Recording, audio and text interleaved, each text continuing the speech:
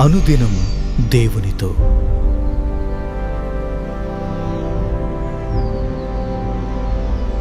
Praise the Lord. అనుదినం దేవునితోనే కార్యక్రమాన్ని ఈ నూతన సంవత్సరము కొనసాగించడానికి ప్రభువు చూపినటువంటి మహాకృపను బట్టి, ఆయన చేసిన సహాయాన్ని బట్టి దేవునికి ఎంతో స్తుతులు చెల్లిస్తున్నాను. దేవుని బిడ్డలారా, ఈ నూతన సంవత్సరంలో దేవుని యొక్క వర్తమానంతో మన హృదయాన్ని నింపుకుందాం. ఆయనతో కలిసి నడవడానికి, ఆయన చిత్తానుసారంగా మనం నడవడానికి, ఆయన ఆలోచనలు ఎరిగి మనం ముందుకు నడవడానికి, ఆత్మీయ జీవితంలో శక్తిని సంపాదించుకోవడానికి కావలసినటువంటి జ్ఞానాన్ని దేవుని వాక్యం నుండి మనం పొందుకుందాం. Praise the lord. దేవుని బిడ్డలారా, మీ అందరికీ ప్రభునామన వందనాలు. రోమీయులు రాసిన పత్రిక 8వ అధ్యాయము 28వ వచనము చదువుకుందాం. దేవుని ప్రేమించే వారికి, అనగా ఆయన సంకల్పం చొప్పున పిలువబడిన వారికి మేలు కలుగుటకై సమస్తమును సమకూడి జరుగుచున్నవని ఎరుగుదుము అంటున్నాడు పౌలు గారు. నిజమే, మనము దేవుని ప్రేమించినప్పుడు జీవితాల్లో కొన్ని పరీక్షలు రావచ్చు. యోబు గారి జీవితంలో చూస్తే అనేకమైన పరీక్షలు వచ్చాయి. వాటన్నిటి కొరకు దేవుని మీద ఆధారపడ్డాడు, ఎన్నడూ సనుక్కోలేదు. తన జీవితంలో ఏదైతే కోల్పోయినాడో యోబు గారు వాటిని రెండింతలుగా మరలా సంపాదించుకున్నాడు. ఏదైతే మనము పోగొట్టుకుంటామో దాన్ని తిరిగి ఇచ్చే దేవుడు మన దేవుడు. ఎందుకంటే ఆయన మనల్ని ప్రేమించినాడు, ఆయన మనల్ని ఏర్పరచుకున్నాడు, మనము పిలువబడిన వారము. కాబట్టి దేవుని బిడ్డలారా, మనం జీవము గల దేవుని వెంబడిస్తూ ఉన్నాం. ఆయనలో ప్రేమ ఉన్నది, ఆయన ప్రేమ సత్యమైనది. కాబట్టి ఎన్నడూ సనుకోవద్దు దేవుని విషయంలో.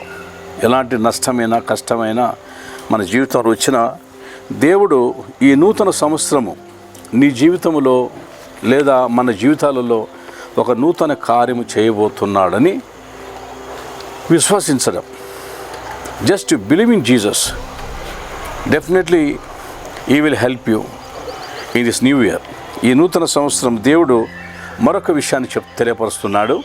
సామెతల గ్రంథము 23వ అధ్యాయము 18వ వచనంలో, నిశ్చయముగా ముందు గతి రానే వచ్చును, నీ ఆశ భంగము కానిరదు.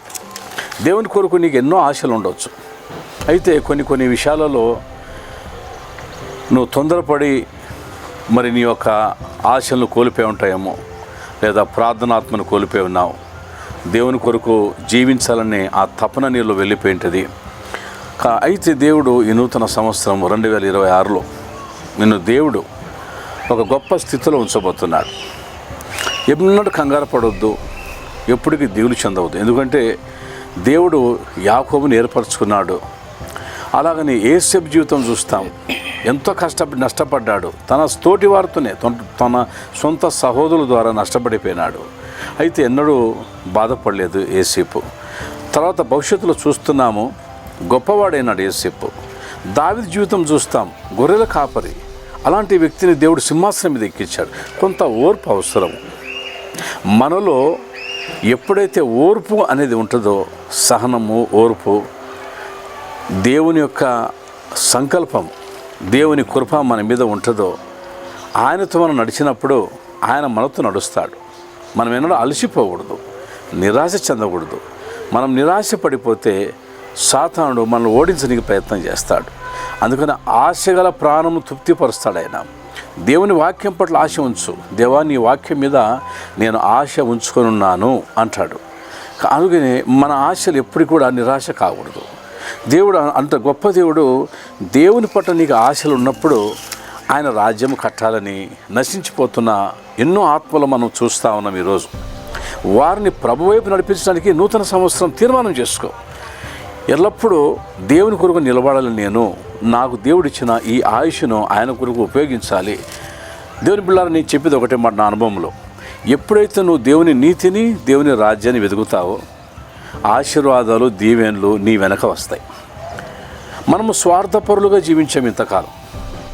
నా కుటుంబము, నాది, నా భార్య, భర్త, పిల్లలని, అది కాదు. నిజంగా రక్షించబడిన వాళ్ళు రక్షణ లేని వారి కొరకు ప్రయాసపడాలి. సత్యము తెలియని వారి కొరకు ప్రయాసపడాలి. చీకట్లో ఉన్న ప్రజలను వెలుగులోనికి నడిపించాలి. అలాగ మనం జీవించినట్లయితే దేవుడు సమస్తము నీ విషయంలో జోక్యం చేసుకొని ఈ నూతన సంవత్సరం నీకు నూతనమైన జీవితాన్ని, నూతనమైన ఆత్మను, నూతనమైన బలమును, నూతనమైన స్థితిలోనికి నడిపించేదే కాకుండా అనేకులకు నిన్ను పరిచయం చేసి నిన్ను ప్రభు వైపు నడిపించేది కాకుండా నీ వెనకాల వారు నడిచే విధంగా దేవుడు సిద్ధపరుస్తాడు.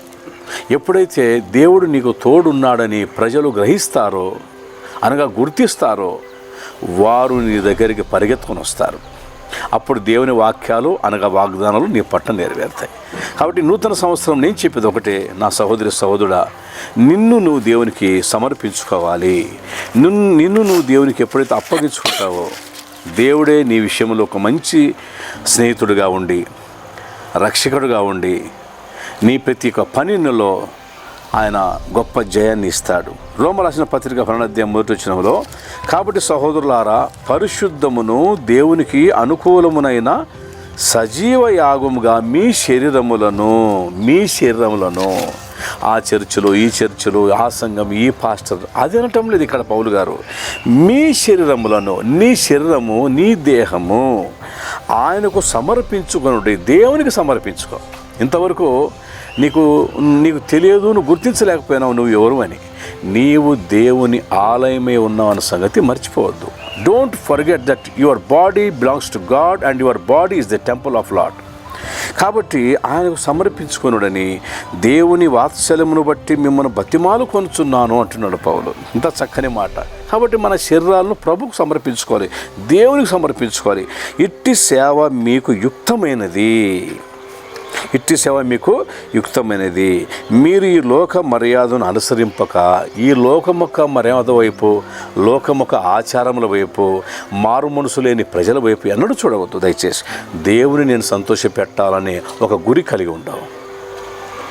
ఎప్పుడైతే నువ్వు దేవుని చిత్తము చేయాలని ఆశ కలిగి ఉంటావో దేవుడు నీ పక్షం నుండి పనిచేస్తాడు.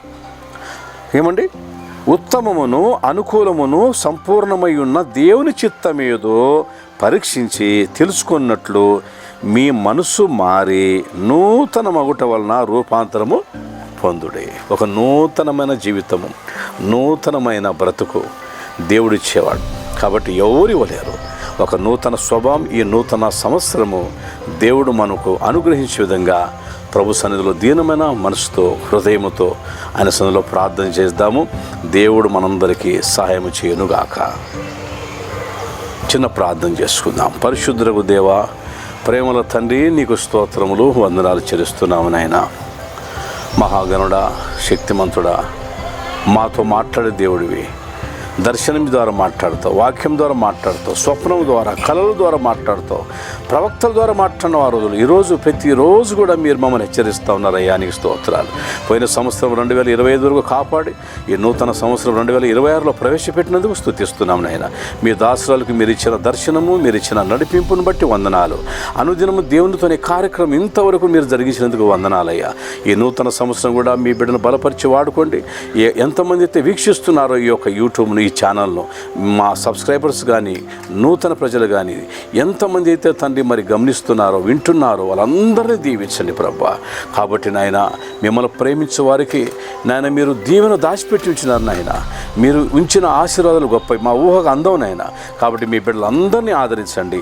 ఈ నూతన సంవత్సరం ప్రభా మరి నూతన శక్తిని పొందుకొని నాయన మీ కొరకు బ్రతుకుటకు మీ పరిశుద్ధాత్మని మెండుగా దయచేసి కుటుంబాలను అందరినీ దీవించి నీ కొరకు సాక్షులుగా నిలబెట్టి దురాత్మల బలం విరగొట్టండి నాయన. మిమ్మల్ని మయంపరుచుకుని నాయన మీ పరిశుద్ధాత్మ ఒక శక్తి ద్వారా, మీ పరిశుద్ధాత్మ ఆదరణ ద్వారా నింపబడి నడిపించబడి నేను మహిమపరిచే కృపను ఈ నూతన సంవత్సరం మాకు అందరికీ దయచేయమని యేసు పరిశుద్ధ నామమున ప్రార్థించి స్తుతించి వేడుకుంటున్నాం తండ్రి. ఆమేన్. తండ్రి ప్రేమ, కుమారుని దయ, పరిశుద్ధాత్మక ఆధారమైన దీవెన ఈ నూతన సంవత్సరమును మనందరికీ తోడై ఉండి కాచి కాపాడి నడిపించునుగాక. ఆమేన్. ప్రభు నామమున మీ అందరికీ నూతన సంవత్సర శుభాకాంక్షలు. God bless you all.